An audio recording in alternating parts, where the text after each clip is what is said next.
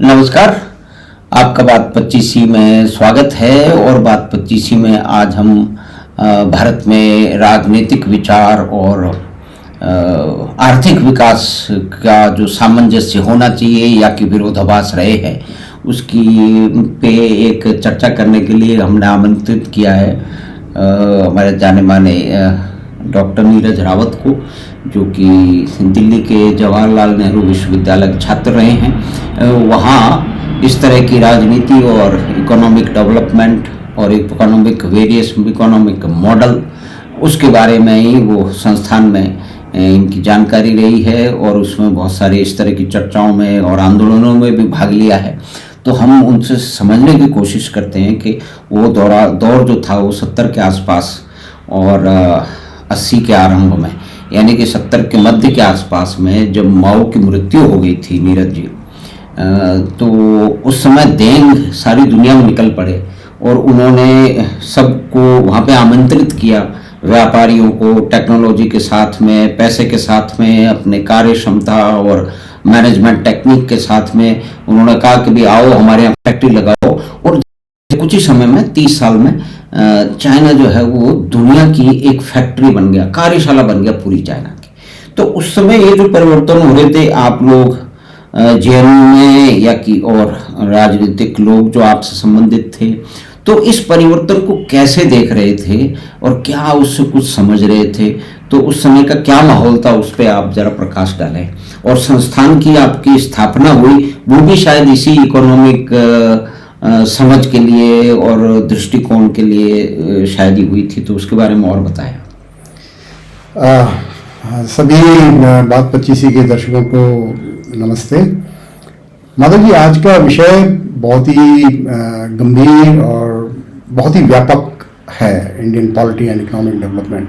जी देखिए, मैं इसमें आपने मेरे विश्वविद्यालय जहाँ से मैं पढ़ा, अल्मा माटर की आपने बात करी है, तो मैं आपको बताऊं कि जो मुझे पता है वो ये है कि जवाहरलाल नेहरू विश्वविद्यालय की स्थापना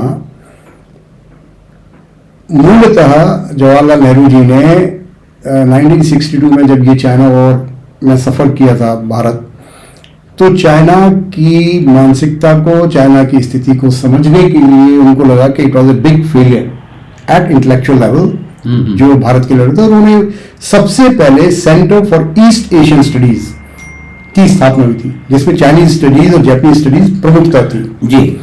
तो वो इस्टेब्लिश हुई थी और वो सप्पो हाउस जो आज की हमारी लाइब्रेरी की तरह से इस्तेमाल करते थे और जिसमें आईडीएसए भी बहुत दिन तक चला, वहां पर स्थापना हुई थी जवाहरलाल यूनिवर्सिटी की। और उसका प्राथमिक उद्देश्य यही था कि हमारे पास चीन को जानने समझने वाले एक्सपर्ट्स तैयार हों, शोध हो और उसको आगे चलाएं। तो ये तो उद्देश्य मैंने बताया है कि जवाहरलाल नेहरू विश्वविद्यालय वहां से फिर कैसे आगे बढ़ा और क्या उसका एम था। आपने डेंग जियाओपिंग की जो बात करी कि जो दौर था जब उन्होंने ये समझा कि भाई चाइना को अगर ऊपर उठना है, उनको अपनी जनता का वाकई में प्रोलेटेरियट्स का थोड़ा भला करना है, तो वे उस स्थिति को समझ गए कि हमारे पास इकोनॉमिक रिसोर्सेज तो है नहीं। तो उन्होंने ये स्वीकार किया कि भाई सोशलिज्म में हम सब कुछ अपने आप ही करके, किसी भी तरीके की योजना बना के हम वो चीज रिसोर्सेज नहीं जनरेट कर सकते। और पूरी जनता का हम ये इंतजार करें कि पूरी जनता को पहले मैं एजुकेट ही कर दूं, उसके बाद मैं डेवलपमेंट की बात करूं, वो भी नहीं है। वो एक प्रैक्टिकल है।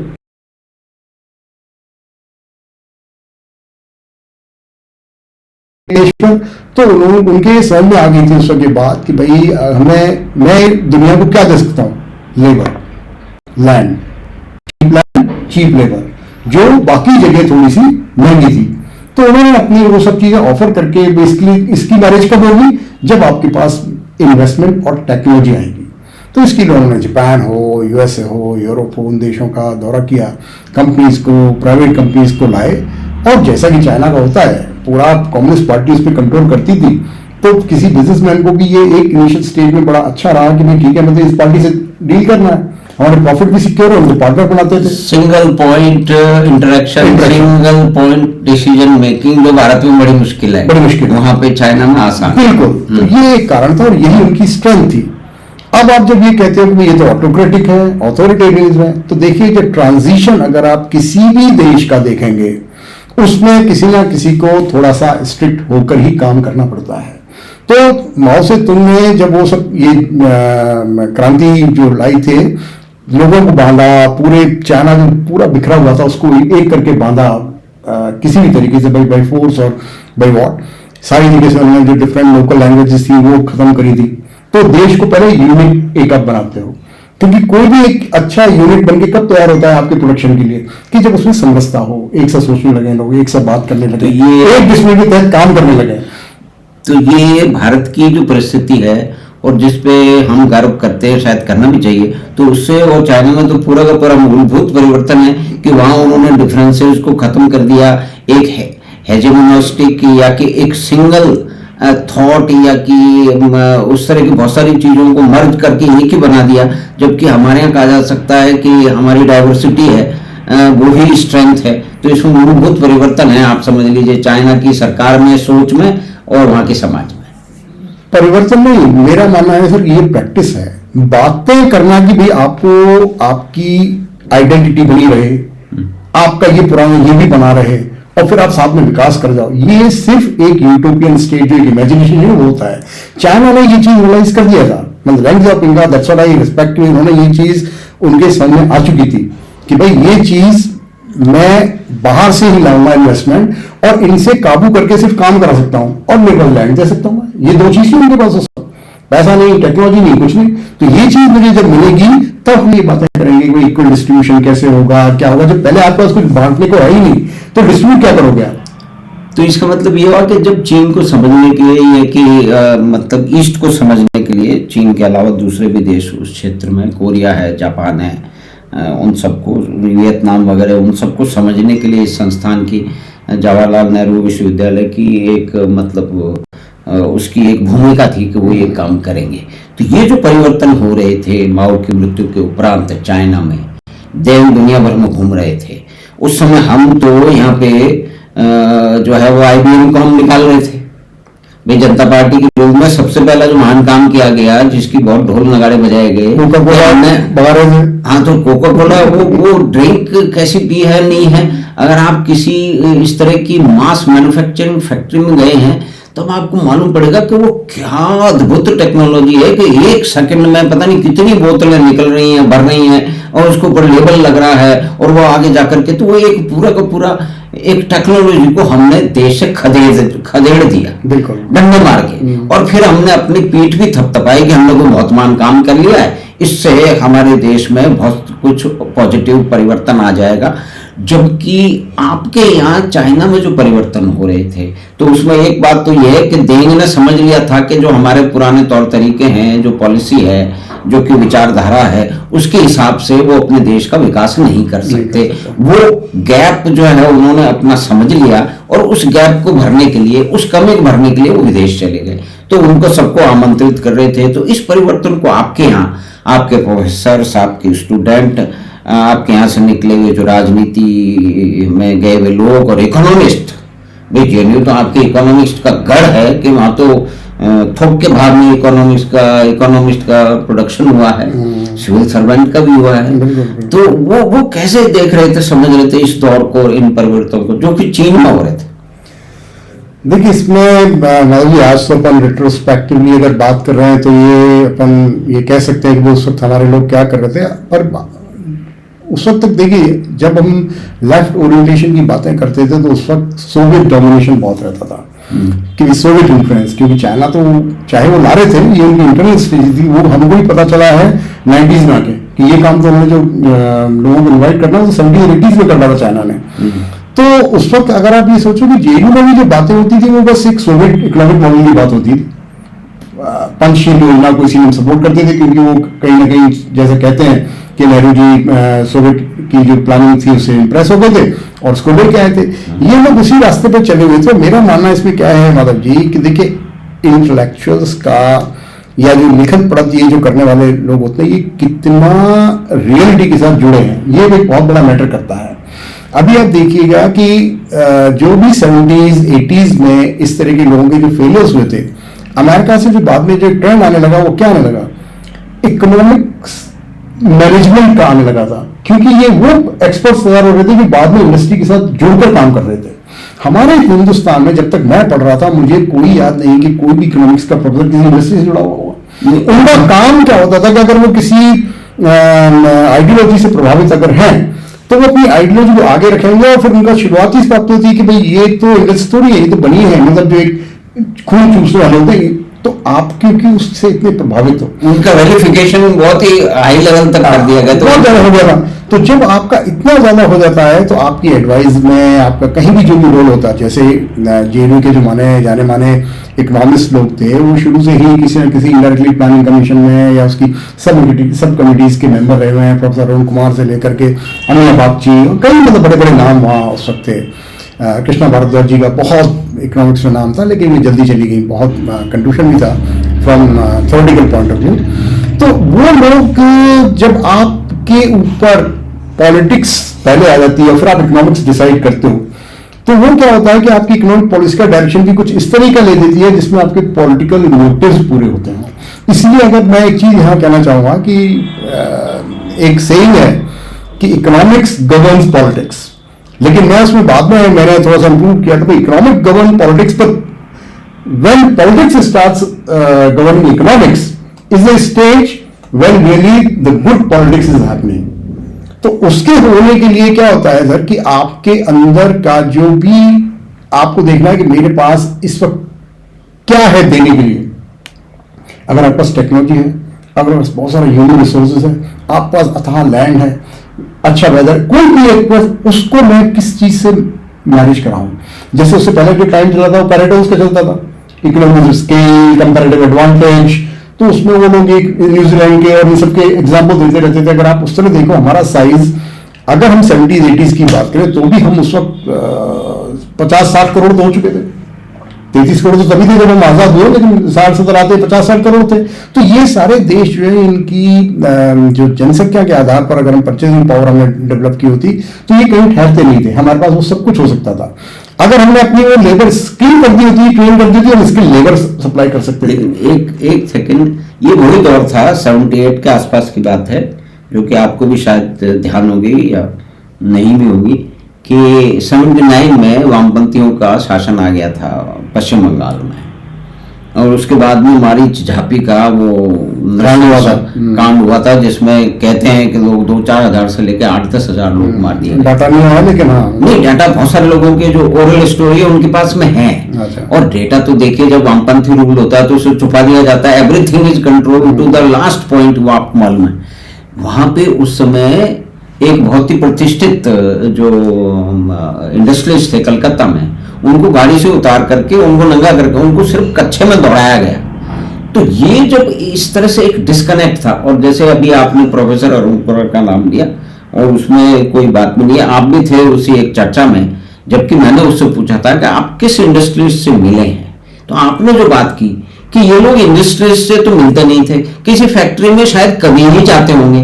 तो ये सारी की सारी पॉलिसीज और इंडस्ट्रीज के सामने क्या समस्या है, क्या वो वैल्यू एडिशन कर रहे हैं, कितने वो सेक्रीफाइस कर रहे हैं। भाई एक अंबानी और अडानी के बनने से पहले हजारों जो छोटे मोटे एंटरप्रेन्योर्स हैं वो तो समाप्त हो जाते हैं। तो ये जो डिस्कनेक्ट था उसके बारे में आपका क्या ऑब्जर्वेशन है? No, डिस्कनेक्ट सर था, और it was that disconnect was totally patronized by the politicians. देखिए, आप अगर डायरेक्शन देते हो उनको, क्योंकि किसी भी जो समाज है उसके जो ये शिक्षण संस्थान होते हैं वो किसके लिए होते हैं? आपके समाज के विकास के लिए। तो आपका समाज की क्या स्थिति है उसको हम कैसे लिंक अप करेंगे। तो अगर आपके यहाँ पे आपको इंडस्ट्री लानी है, रोजगार पैदा करना है, तो मेरा मानना है कि अच्छे अच्छे शिक्षण स्थान कहीं भी जहाँ होते हैं वे अपने क्षेत्र की इंडस्ट्री, सोशल एंटरप्रेन्योरशिप, इन लोगों के साथ वो जुड़े होते हैं डेली बेसिस पे। ये खाली इंटरव्यू बात करने की बात नहीं कर रहा, मतलब उनका प्रोजेक्ट्स चल रहे होते हैं, उनकी स्टडी चल रही होती है, उनकी रिसर्च चल रही होती है, शोध चल रही होती है। मेरा ऐसा मानना है कि हमारे जितने भी ये जो बड़े बड़े थे, ये इनका एक फैशन बना हुआ था। अब खासतौर से मेरी यूनिवर्सिटी में तो ये था जी कि वो आप उससे विशेष विचारधारा से जब आप निकल के आते हो तो वो पहले पॉलिटिकल होते थे, उसके बाद वो किसी इकोनॉमिक्स में आ गया या इतिहास में आ गया, कहीं और आ गया। तब वो इतिहास को देख रहा है तो उसी नजर देख के उसको चेंज कर रहा है। एक और मैं इकोनॉमिक्स देख रहा है तो उसमें वो उसी को जस्टिफाई करने की बात कर रहा है कि हम एक शिक्षण, आपका एक शिक्षण महत्वपूर्ण शिक्षण संस्थान है, उसको दुनिया भर की बहुत बड़ी बड़ी फंडिंग जाती है, बहुत सारे लोग वहां से पढ़ के भी आए हैं, उसमें कई तरह के लोग हैं, तो वो डिस्कशन तो आज हमारा विषय नहीं है। लेकिन आप ये देखिए कि क्या आपका संस्थान एक पर्टिकुलर आइडियोलॉजी के साथ में पूरी तरह से उसका झंडा बरदार नहीं हो गया था? मतलब शिक्षा में आइडियोलॉजी का कितना एक छत्र राज होना चाहिए, क्या ये सही समझ है? क्या एक बैलेंस्ड अंडरस्टैंडिंग और स्टडी को क्या ये प्रमोट करती है, इस तरह की बात? देखिए, कोई भी एक विचारधारा के तहत ही वहाँ डोमिनेशन रखना, फिर लोगों को आइसोलेट कर देना जो अगर उसके साथ नहीं कर रहा, या उसको डिग्रीन करना जगह जगह जगह जगह। मैं मतलब जेल में हमारे टाइम में देखिए, हमने भी किया है, वो हमने भी किया है, जो हमारे थोड़े विचारधारा के अलग से आता था, पहले हम उनको एक पर को भी नाम देते हैं, और आपको हमारी टर्मिनोलॉजीज पता ही है भाई, हम उसको फासिस्ट कहना चाहिए, अरे यार ये तो जमींदार है, मतलब उसको किसी इस तरह, मतलब उसको डिग्रेड करना, और फिर आपको जगह जगह करना। अगर इससे बात मान जाता तो ठीक है, नहीं तो फिर उसको और भी मतलब एक आपने और बात बताई थी बड़ी वो महत्वपूर्ण है, और इससे कि भाई आपको तो कुल मिला के एक चित्र ऐसा बन गया था किसी जमींदार का, या कि वो तो एक पुरानी बात होगी, या कि इंडस्ट्रियलिस्ट का, उद्योगपति का, कि वो मजदूरों को लाइन लाकर कोड़े ही मारता है, और बस वही कि भाई हर मतलब यही एक तरीका है। और क्योंकि वो उसमें उसको एक्सप्लॉइटेशन को उन्होंने जोड़ रखा था, एक्सप्लॉइटेशन दिन क्या कहते हैं, शोषण का था। सुनने बड़ा अच्छा लगता है, अरे आपने अभी देखो काम करने वाली का शोषण कर दिया, कैसे कर दिया? अरे देखिए भूख लगी उसको खाना नहीं दिया। अरे आई ऐसा आपके घर में कितनी बार होता है? मैं अगर कोई काम करने के निकला हुआ हूँ घर का, मैंने नहीं खाना खाया है, मैं आगे 3 बजे खा रहा हूँ, सब लोगों ने खा लिया 2 बजे टाइम पर मान लीजिए। तो ये बातें होती है, इंटरप्रिटेशन होती है, लेकिन उसको अपन किस एक्सट्रीम में ले जाते हैं। लेकिन चलिए, वो तो एक मेरा मानना क्या है कि भारत में आप चाहे जब आपने शिक्षाविद तैयार किए, जब आपने किसी और तरीके के एक्सपर्ट्स तैयार किए, तो वो एक फिलॉसफी के तहत, एक विचारधारा के तहत जब हुए, तो उन्होंने बस ये समझ लिया कि ये विचारधारा ही सुप्रीम है। पहली बात तो ये। फिर जब उनका कुछ भी आएगा, जैसे समाज में विकास कैसे होगा, तो उनको क्या चाहिए होता था किसी इंडस्ट्री से, सरकार से, हमको तो इतने फंड चाहिए बस हम इंडिपेंडेंट रिसर्च कर सकें, कोई आंसरेबिलिटी नहीं, कोई अकाउंटेबिलिटी नहीं। ये मेरा मानना है कि भारत की जो जड़ में समस्या रही है वो ये है, चाहे वो लेफ्ट ओरिएंटेड रहे हो या कोई फ्री इकोनॉमी को सपोर्ट करता हो, मुझे से कोई फर्क नहीं पड़ता है, as well as you are accountable. और जरूरी नहीं कि आप हर सक्सेस हो, but then you come, yes I try my best but we fail. मेरा मानना क्या है कि आज हम अगर कुछ 70s का 80s का, आपने डेंग जाओपिंग की इतनी बात करी, अगर हम उनसे कुछ देखिए क्रिटिसाइज करने के लिए डिस्कशन नहीं करें, उन्होंने क्या समझ दिखाई, अब हम क्या कर सकते हैं, उनसे सीखें। उन्होंने इतने बड़े चाइना को लोग कहते हैं अरे चाइना तो क्या सब चाइनीज है। अरे ऐसा नहीं है, मैं वहां रह के जगह जगह काम करके आया हूँ, मैं उनके अलग अलग प्रोविंस में गया हूँ, वहां पर बहुत समय तक 60s तक भी 4-5 भाषाएं बड़ी बड़ी पॉपुलर थी, हॉक्केन, कैंटनीज, मैंड्रिन, फोकेन, और ये रेस भी उनकी अपनी थी, उनका एक अपना इस तरीके का हुआ। जो फोकेन लोग होते हैं उनके एक अपना अलग गर्व होता था, हॉक्केन के अंदर अलग होता था। कैंटनीज का तो मैंने खुद अपना अनुभव किया है 1989 में, जब मैं पहली बार हांगकांग गया था, वो कैंटनीज था। लेकिन जब डेंग जाओपिंग आए और माओ सेतुंग ने जब उनको यूनाइट किया था, किस बेसिस पे किया था? उनको सबको इकट्ठा करके उनकी एक तो भाषा कर दी थी मैंड्रिन। आप अपनी भाषा बोलो कुछ, लेकिन पूरे नेशन में सिर्फ एक भाषा के अंदर इंस्ट्रक्शंस लिखे होंगे। फिर आप हॉक्केन, फोकेन, कैंटनीज ये सब हो, लेकिन ये ओनली चाइनीज, तो उनके पासपोर्ट पर सिर्फ चाइनीज लिखा गया था। अब देखिए, ये आपने जब क्रिएट कर दिया, तो कोई भी इन्वेस्टर होता है, जो बिजनेसमैन होता है, वो काहे के लिए आता है? ठीक है, आपने टेक्नोलॉजी को बुलाया, लेकिन वो क्या रिटर्न में लेगा कि नहीं मेरा काम टाइम पे होगा, मेरा काम समय पे होगा। मैं यहाँ पर एक हल्का सा एग्जाम्पल और देना चाहूंगा, जो मेरे को एमबी में पढ़ाया गया था, कि जनरल मोटर्स ने जब अपने एक टीम बना के भेजी थी, भाई okay we have to move out of US also to expand into Asia, तो उन्होंने एक टीम इंडिया भेज रखी थी, एक टीम चाइना भेज रखी थी। दोनों ने अपना रिसर्च करके और ये सब करके बताया था। ये 70s-80s की बात है, अर्ली 80s होगा, ज़्यादा 70s था। तो उन्होंने जब सबमिशन किया अपना रिपोर्ट का, तो प्रेजेंटेशन था, तो जो हमको हल्का सा एमबी बताया गया था वो ये था कि जनरल मोटर को ये डिसाइड करना था कि हम कहाँ जाएं। तो चाइना की टीम ने कहा कि भाई no, you should come to China. Why? Because here whatever we are making at the cost of say $100 in US, it will cost us hardly $50, and all time will be taken care of। यहाँ पर वो है कि अगर आपने किसी को ये इंस्ट्रक्शन ये दिया कि यहाँ पर आपको हथौड़ा मारना है 100 बार, तो वह सर 100 बार हथौड़ा मारता रहेगा। तो भाई दूसरी टीम इंडिया की थी, उसने कहा कि देखिए सर, इंडिया में आप जब जाओगे तो मार्केट भी है, और लेकिन वहाँ का जो कल्चर है वो ये है कि भाई आप लेके जाओगे, अपना जो टेक्नोलॉजी है वो बहुत तेजी से वो फैल जाएगी और उसके आपको साइड मशरूम्स कई फैलते हुए नजर आएंगे। क्योंकि इंडियन नेचर जो है वो ये है अभी तक कि आप उनको एक काम में लगा दिया तो वो साथ में आपने उसको वॉक करने कहा तो उस वॉक करने के बीच में वो बीड़ी पीने का टाइम निकाल देता है। तो अब ये चीज को देख के आप देखिए जनरल मोटर्स ने क्या डिसाइड किया था, they didn't come to India, they went to China. लेकिन 20-25 साल बाद जनरल मोटर्स को अपनी गलती रियलाइज हुई, क्योंकि जब क्रिएटिविटी को बैन करते हो, बोल ठीक है कंपटीशन डर गए थे जनरल मोटर्स, कंपटीशन नहीं, इंडिया में जाएंगे तो कंपटीशन आ जाएगा हमारा। चाइना जाके आपने क्या किया, आज जनरल मोटर्स कोलैप्स हो चुकी है, खत्म हो चुकी है, taken over by so many other people and they split into many companies. तो मैं आपको क्या बता रहा हूँ कि उस वक्त बिजनेसमैन ने आपके चाइना में क्या देखा और इंडिया में उन्होंने क्या देख के नहीं आए, यही देख के नहीं आए। उनको जब आता है आदमी तो चाहता है यहाँ स्ट्राइक्स कम हो। आपने कोरिया की बात करी थी, जापान की बात करी थी, उन सब देशों में एक्सपोर्ट प्रमोशन जोन क्रिएट किए थे, स्पेशल इकोनॉमिक जोन, जहां पर किसी प्रकार की हड़ताल बंद थी, टाइम पे आना बहुत जरूरी था, बेरोजगारी की और कई सारी चीजें बंद थी, लेकिन अच्छी सैलरी ह्यूमैनिटेरियन काम पे कर रहे थे, उनका प्रोग्रेस हो रही थी, ये लोग जाके वहाँ काम भी करते थे। ऐसा तो है नहीं कि उनको कोड़े ही पड़ते थे। जी, ये बहुत ही महत्वपूर्ण और रोचक चर्चा चल रही है, तो हम इसको फिर दूसरे भाग में करेंगे। उसका एक इसका बैकग्राउंड आपसे समझने का प्रयास किया, वो काफ़ी हद तक आपने उसको बहुत ही बेहतर तरीके से समझाया है। तो फिर हम अगले भाग में इस बातचीत को आगे ले जाएंगे कि वो कौन से कालखंड रहे भारत के हिसाब से। अभी तो हमने ये डिस्कस किया आपके संस्थान क्या देख रहा था, और भारत और चीन में महत्वपूर्ण, क्योंकि दोनों का कंपैरिजन हो रहा है, जनसंख्या करीब करीब बराबर है। तो एक हिस्ट्री की हमने बात की, वहां परिवर्तन हो रहा था, और आपने एक कंपैरेटिव वार बता दिया कि क्यों जनरल मोटर्स जो है वो वहां पे गया और भारत में नहीं आया, बाद में उसको आना पड़ा। तो इस चर्चा को फिर आगे बढ़ाएंगे। Our this episode will be kind of a background setting for our future series that we want to continue on Indian polity and economic development. जी, तो आपका डॉक्टर नीरज रावत बहुत बहुत धन्यवाद कि आप पधारे, और आपने एक ऐसा विषय है जिस पे आजकल बहुत ज़्यादा चर्चा हो रही है, तो आपने 70 और 80 के दशक की भी बातों को आपने जो इनको देखा समझा उसको हमसे साझा किया, तो उसके लिए आपका बहुत बहुत धन्यवाद और नमस्कार। तो ये बातचीत शुरू की हमने इकोनॉमिक मतलब डेवलपमेंट और भारतीय राजनीति के बीच का क्या सामंजस्य है, क्या घालमेल है या क्या विरोधाभास है, और उसकी एक बैकग्राउंड की हमने सेटिंग की है, और आगे आने वाले समय में फिर इसके विभिन्न आयाम हैं, उसको भी जो है हम उस पर चर्चा करेंगे डॉक्टर नीरज रावत के साथ।